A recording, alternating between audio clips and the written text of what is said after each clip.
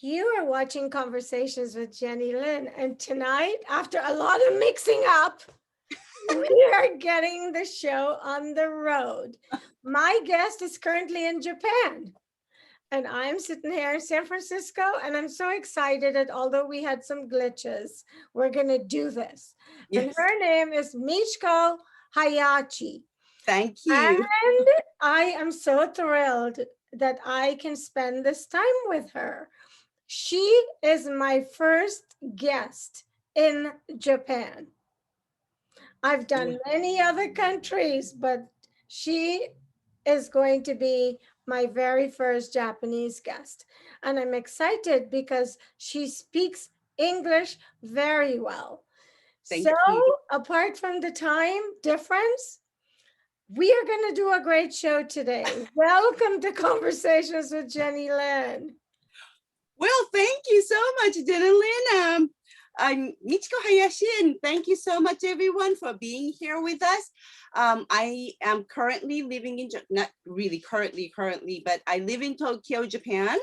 And I don't know if you know about Dr. Emoto.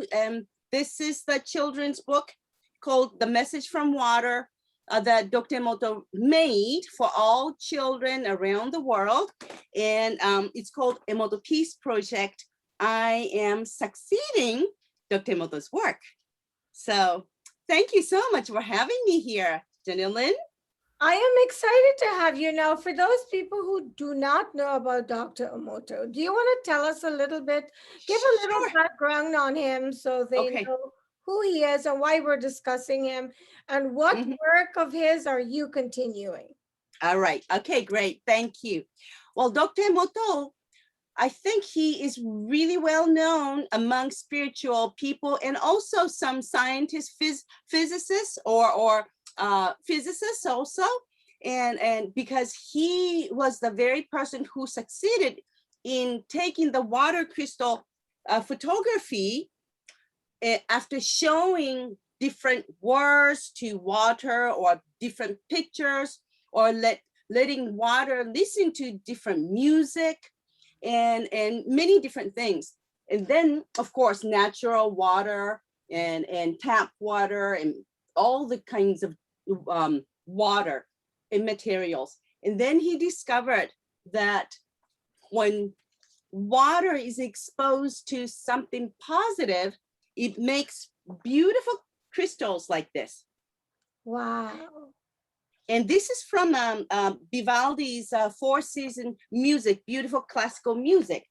But when water is exposed to something negative, such as a negative music with anger or destructive music or worse, and then the water cannot form the crystal, beautiful hexagonal crystals. Also, that happens with the words, like when we show the word thank you to water, then water makes beautiful hexagonal crystal, whereas you fool makes something like heavy metal, destructive, ugly form. And so he, after taking many water crystal photos, thousands and thousands of water crystal photos, Dr. Emoto discovered that water has memory. Well, he knew it from the beginning because he was before he started to do the research on water, he was a doctor of alternative medicine. Okay. And he treated or he helped more than 10,000 people with Hado means vibration. Hado machine, vibrational machine, and water. That's all he had to do. And he helped the patients with severe cancer, other diseases, or not only diseases, but many problems that people have, like human relationship or some kind of other problems. He was able to help those people because everything is vibration. So, isn't that fascinating? Fascinating. I mean, I did not know that water responds to positive and negative, and you can physically see the difference. Yes, he was the very first person who showed this vibration visually, because usually you can't see. I mean, everybody is thinking or feeling something, but we cannot see it. It's almost like a tuning into the different stations of radios or TV or computer. We can't really see those energies or vibration or frequency. But when we expose that to water and freeze it and observe with a microscope of 200 times magnification, then we can observe these crystals. And we can tell whether it has a positive vibration or negative vibration or what kind of information it has. That's really fascinating. I Isn't that? wonder what led him to even look at that. Why, do you know why he decided to do that study? Yes, because before he started to do this, he, as I said, he treated more than 10,000 people with water and vibrational machine. At that time, through his work of this Hado treatment or consultation with the people, he knew that everything was vibration. Our organs have its own frequency, intrinsic frequency or vibration. When it's not well balanced, and when it goes on like that with unbalanced frequency, then that very place starts to have problems. So he knew that water, everything was vibration, was the first thing. And the second thing was that water had the memory, could remember whatever it sees or it is exposed to. And the third was water was carrying that information. Information is everything that is around the water. And now, so many people around him were saying that, how can water have memory? So he wanted to prove it. He wanted to show it. And then one day, he saw the book of snowflakes in Tokyo. Then he said, well, snow makes flakes. Then, and it melts and becomes water. Then water should make crystals as well. So that was a very big beginning of his research on water, his journey. And then he just came up with making droplets of water and freeze them. And it took him almost 3 months before he was able to capture the very first water crystal. Then after that, at that time, he said, this is the visual proof of vibration, he said. And for my guest, I have that book. So she gifted me this book and it arrived last week. And I've been looking at it. So I'm happy that you can share it with everyone. So did you work alongside him?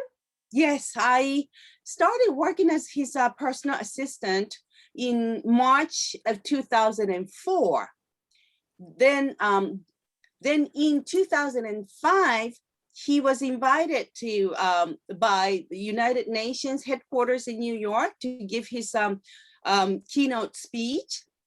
At that time, I did not go along with him. But at that time, he announced that he would be making this children's book to teach every children the true property of water, the truth of water, because we don't really learn anything about water at schools. So, so I was working with him side by side until he passed in 2014. October of 2014.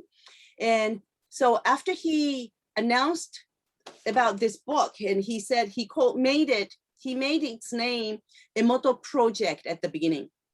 So it was his personal project to give this children's book to all children around the world. And then in 2011, when we had this Fukushima disaster, earthquakes and tsunami and nuclear plants explosion and all that, he asked me if I thought that we should be registering this project as a non-profit organization in Japan. So I said, why don't we? We should. So we registered together in 2011. From that time, I was part of this program project. So when did you publish the book?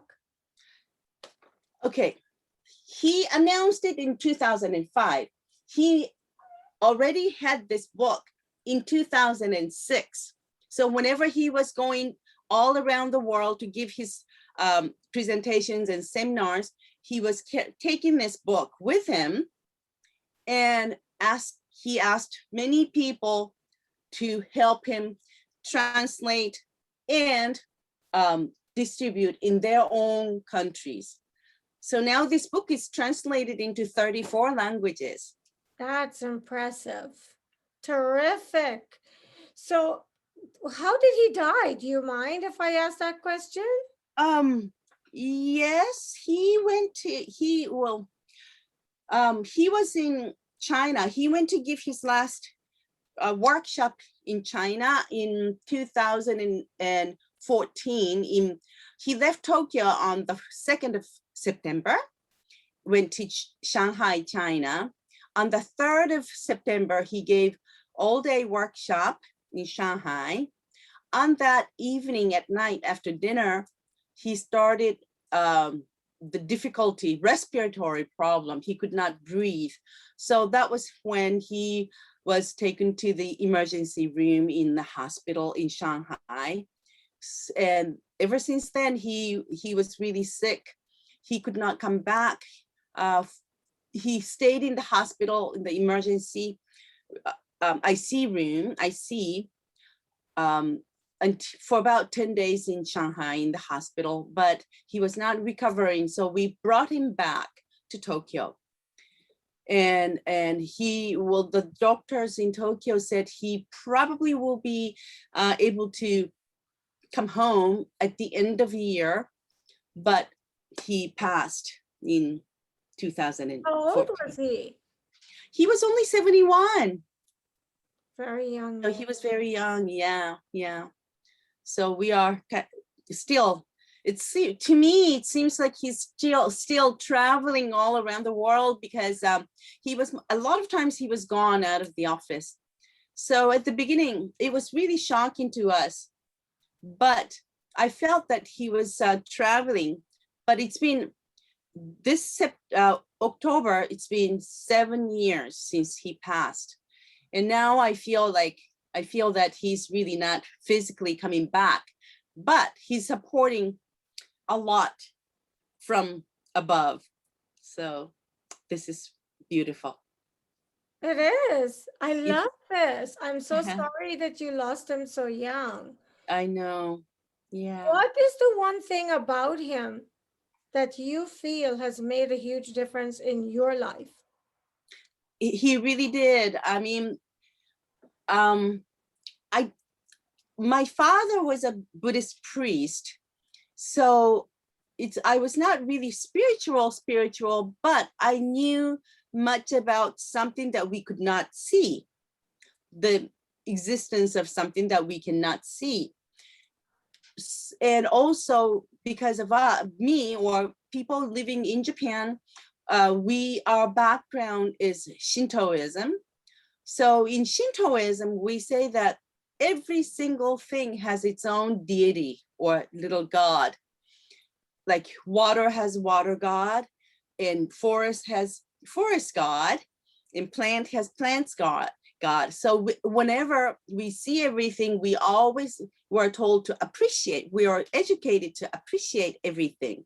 Mm-hmm. So with the language, with the words, we try to be careful not to use negative and ugly words. So when I read Dr. Emoto's book, I mean, I had 2 books, and that was in 2003 when I bought his books and read it. When I saw his those water crystals of especially from love, thank you and you fool. And after showing love and gratitude to water, this is it. Love and gratitude to water. It makes a brilliant, beautiful, gorgeous picture. Yes, it looks like a Fabergé carving. Isn't that beautiful? It's like a It's diamond. gorgeous, yes. And then I had really goosebumps at that time. I said, this is it. This is the truth. So I wanted to study a little more about his work. So I went into his website, and there he said he was looking for someone who could help him with the copyrights to foreign languages. Then I said, I felt, well, that's me. He needs me. So immediately I called without even thinking, and there, ever since then, I'm there. This is a great story. I love it. So, total of how many books did he Oh, write before he passed? wow. You reference reading his books, and I was just wondering, ballpark, if he's written. He has, You don't okay, know. now the Hidden Messages in Water became the world New York Times bestseller, and it was a bestseller for 25 weeks in a row. And so that was the most well-known book. And also he has the Messages from Water.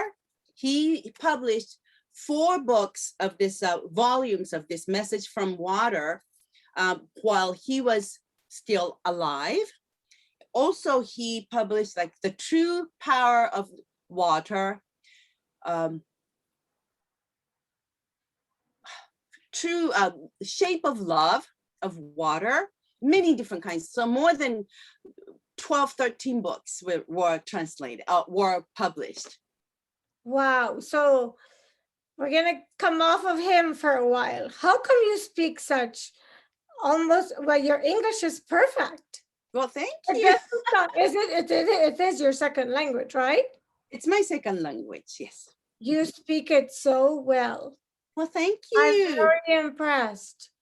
Well, thank you so much for. Ever live in an English-speaking country?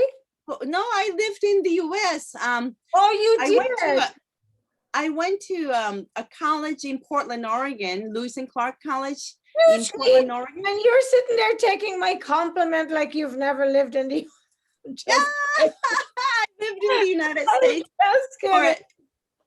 for about 5, 6 years. Okay, so you lived here. No wonder your English is as perfect as it is. Oh, thank you, thank you. I really enjoy. How did you like living in the US? Right, well, I loved living in the US when I was in college, and I wanted to stay, but as a student, I had to come back to Japan. So that was the reason. Then I got married, and then I had my sons. So I ended up staying in Japan, but I love the United States. I love people there, and just people are really awesome. I love What did you being able study to. here? Excuse me? What did you study in the US?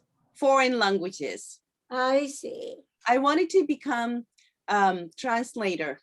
Okay, and So I studied Spanish. Well, English was not counted as a okay, first language. okay, So okay. yeah, so I studied Spanish and French and Italian in my college. So I speak Spanish also. I'm French, I forgot a impressed. lot. I can But- read. So you find learning languages easy? I have such a difficult time with other do? languages. I do.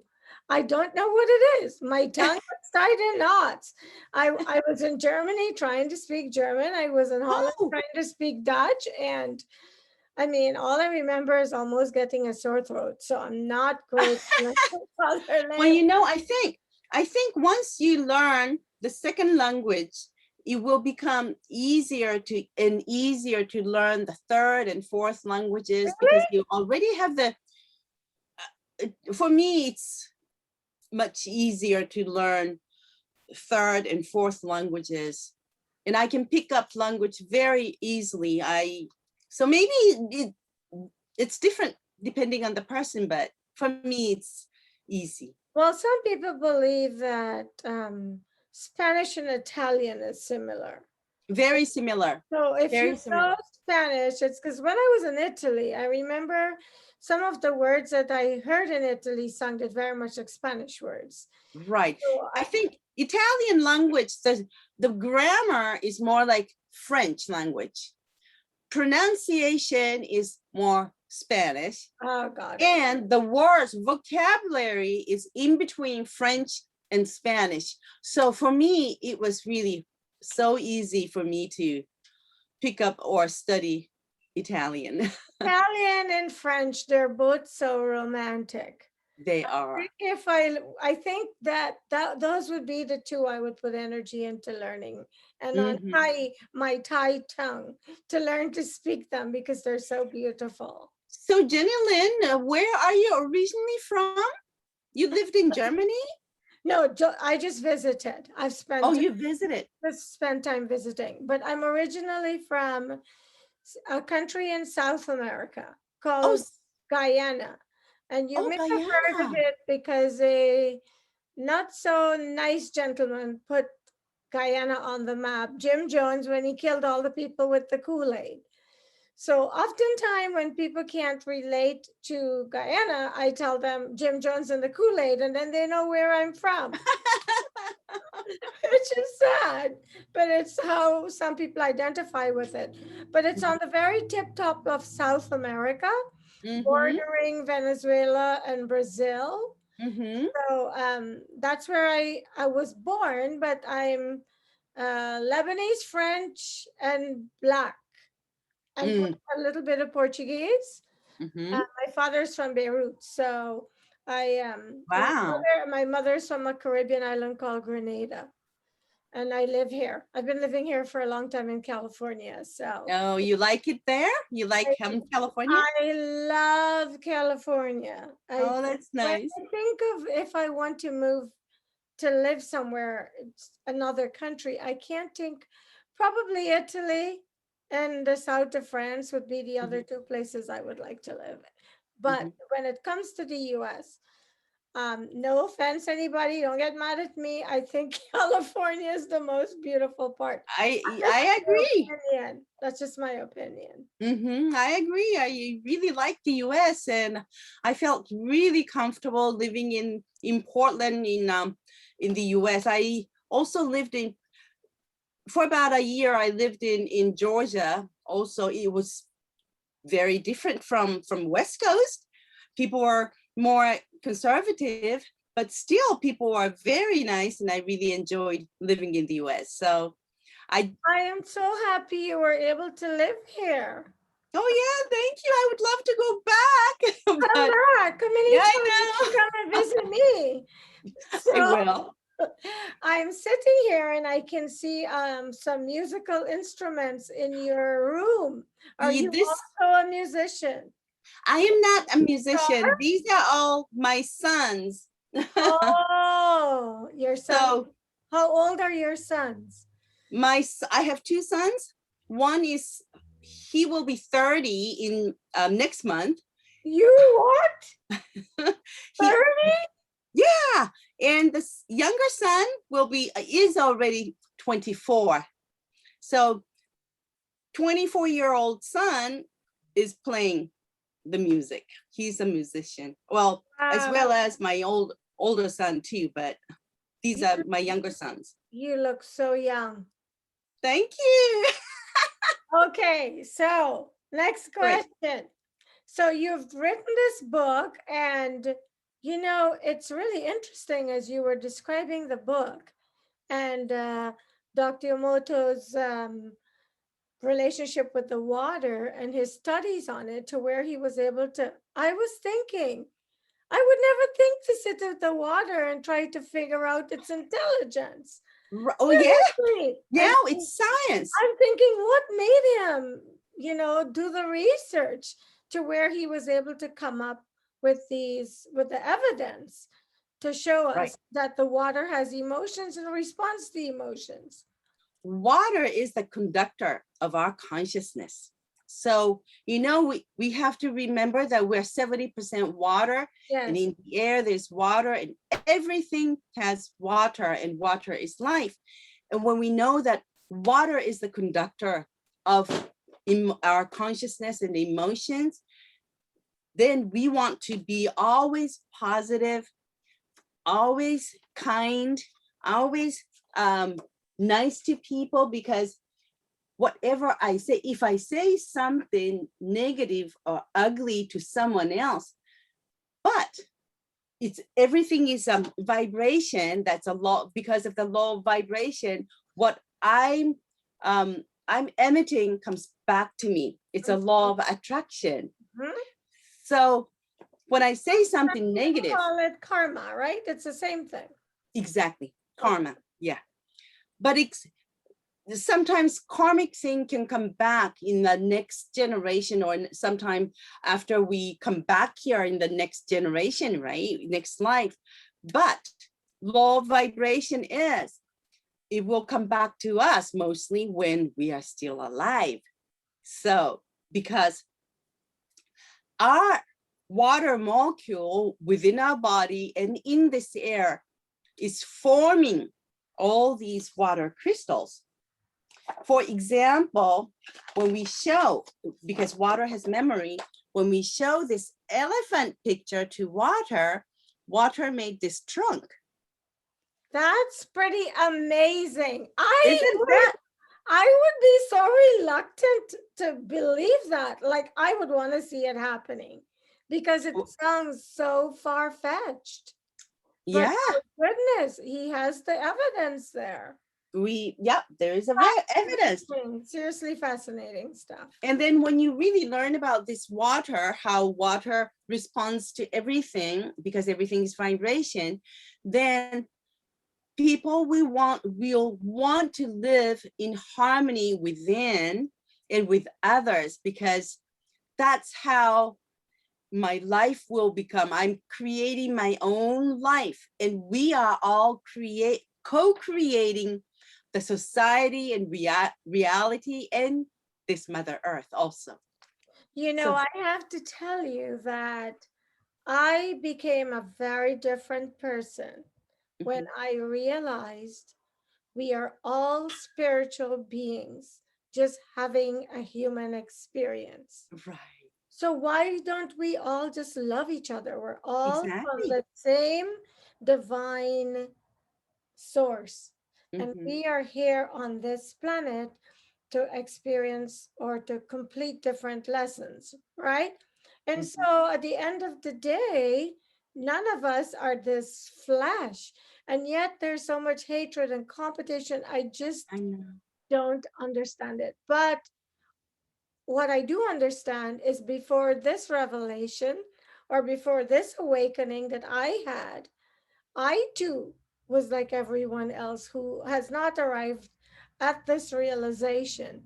Mhm. But I can tell you that since it's happened, I see life so differently. And I feel like daily I live in love and compassion and Oh, forgiveness. How can you not when you know this?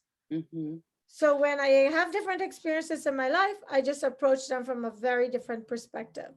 Oh, I that's wanted to know how you deal with the same situation. well. I now know that I am love myself. I mean, we all are, because we are divine being ourselves. So we're nothing but love and light. So when we know that, we want to just give our love to everyone. To be able to give love to everyone, we just have to love ourselves.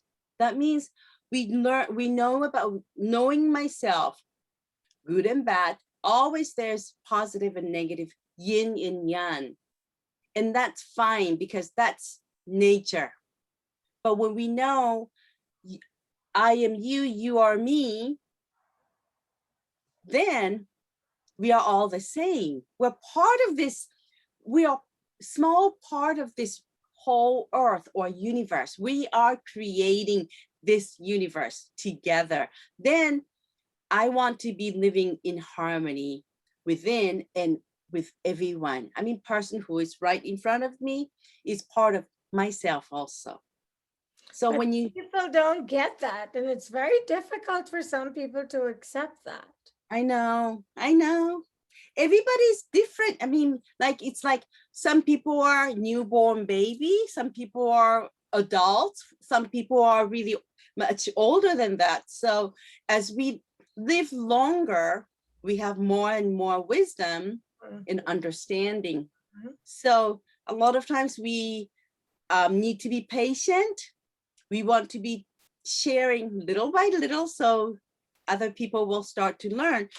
That's why Dr. Emoto said the easiest is to educate children because they are very pure. And once they learn about this water, the truth of water when they were small, their life goes really well and they will know that everything is possible because we have that power. And water is showing that whatever we say, whatever we do is something that we're bringing back to our reality. So that's what It's this great book is. that you're continuing his work because it's work that's love and light, and you can't go wrong when it's love and light. No, no. I must ask you, what is life like in Japan during this pandemic? During this pandemic, I think the situation in Japan is probably much better than other countries because we don't have that powerful law to lock down everything. We were told that we were under the state of emergency, so we were asked, the government asked us to stay home as much as we can. So we try to follow. Everything is much better than other countries, but right now, finally, we started having these vaccines. Some people started to take it. Some people are saying this is not a good thing. So, I mean, it's not a mandatory. So some people take them, some people don't. And we're going to see what will happen. Have you taken it? No, not yet. I don't think I will take it. You don't think you will? I don't think. Do you mind if I asked you what is your resistance to My it? resistance is that I know that this vaccine has not been tested for human beings. And now they're testing with a vast amount of people. Once you take it, if your immune system goes down, then not because of this coronavirus, you may get some other viruses or diseases. At that time, your immunity will be very low and you're not resistant to that disease. And knowing that, I don't think I want to take it. And also another reason is that I know that this I have several very close medical doctors in Japan also. And so I have discussed with those medical doctors and they all say that coronavirus is just one of those flu viruses and it's nothing it's not a medical pandemic. But have you seen how many people have died from it in various Here, parts of the world? well, I don't know I don't have the number. Okay. They say many people have died, but a lot of people have died because of their chronic diseases or different diseases that they had. And they say at the end, they were told that because of virus, this COVID, they died. So you really don't know the real number. Mm-hmm. So you haven't had a lot of people die in Japan from I it. don't know anyone who had this coronavirus around me. Great, stop. I have to stop you. You mean you don't know of anybody in Japan who has died? I mean, I personally don't know anyone who has had this Yeah, but virus. have you seen on your news, have you Oh, had news reports publishing the numbers of your fatalities? mm-hmm. And have Yep. they been very high? Um, they have they tell us the numbers. I don't think it's really that high compared to other countries, and they do give us the numbers, but I mean, where is the evidence? I don't see the evidence. Usually, when the influenza is around us, I have gotten it before, and my family have gotten it before. People around me have gotten it. They stay home, and they get well and come back to work or to school, and nothing like this happened. And this time, I don't know anyone who has gotten it around me. I don't know it. None of my friends, none of my family, none of my coworkers, no one has gotten it. So I don't know.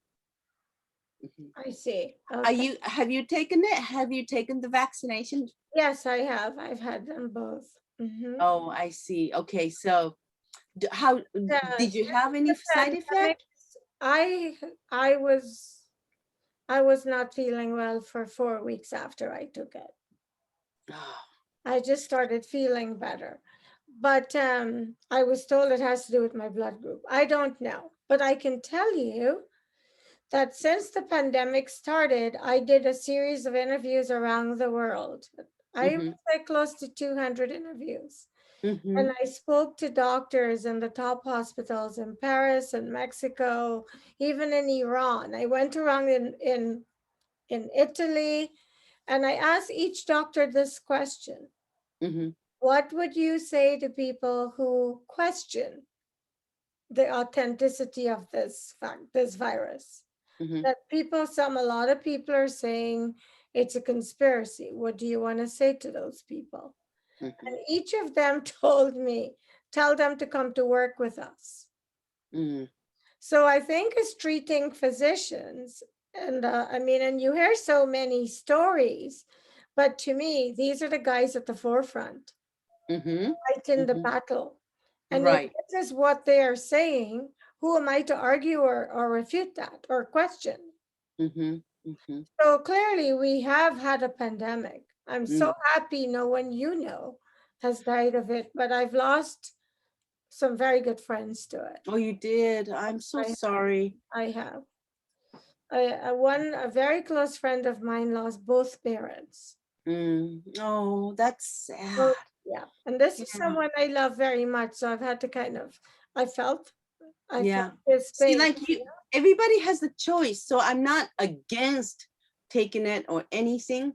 But for me, I feel that I don't have to hurry up and take it yet. Right, I right, mean, especially when right, I'm here right. and when I don't have to be traveling abroad um, with rush, then I say, well, I just kind of want to wait until see how I feel.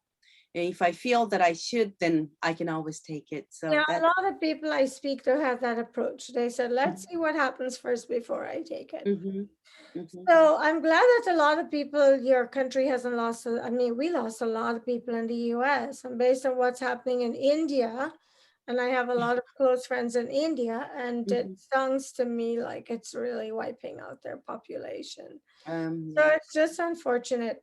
But anyway, back to the more positive things Okay. about Yeah. Japan. Right. Right. Well. I have visited Japan very, very briefly, and it's beautiful and clean, and I love Okay. you said your father was a priest, Uh-huh. Buddhist priest. Uh-huh. and did that make you? Were you forced to grow up very spiritual? Well, actually, my father was a businessman at the beginning. I mean, until he was until I was about 10 years or so. And because we lived in up in the mountain and we had a lot of property, one day he gave that part of our property to build a temple. Ah, So with donations and people, I don't know how it worked, but he built a big temple up in the mountain, And then at that same time, he started to learn about Buddhism. On weekends, he would go and take the classes and learn. And then when I was when I started going to the university in Portland, he told me that he's going to quit working as a businessman and then became complete Buddhism priest. Where So is he that's now? how.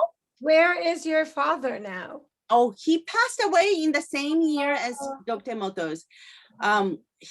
Yeah, my father passed how away in care for June. you. Oh, that was a difficult year for me. I could imagine. Yeah, I lost two most important people around me. So my father and Dr. Emoto in half a year. So that was very difficult. Where's your mother? My mother, she passed also 2 years ago. 3 years ago, I'm sorry. 3 years Oh, ago. yeah. Yes. Mm-hmm. I'm sorry, I know, but it's never something easy because it's so final, although it's inevitable. Mm-hmm. Its inevitability doesn't really hit us because we always, even though we know that we're going to die, we don't know when. So no one Right. is really ever prepared unless someone has cancer and Mm-hmm. you know that they're dying. It's so very final. But I've really enjoyed this time with you. I'm Well, sorry thank you about so much. I really enjoyed this time with you too. we've run out of time, but I like to give everybody a chance to answer this question before I wrap up. What would you like to leave with my viewers that I haven't asked you? Okay. I would like to say that, well, firstly, I want to say thank you so much for being here with me today and watching this beautiful show. Please, if you don't know anything about this message from water, I would like you to visit this website, www.emotopeaceproject.net.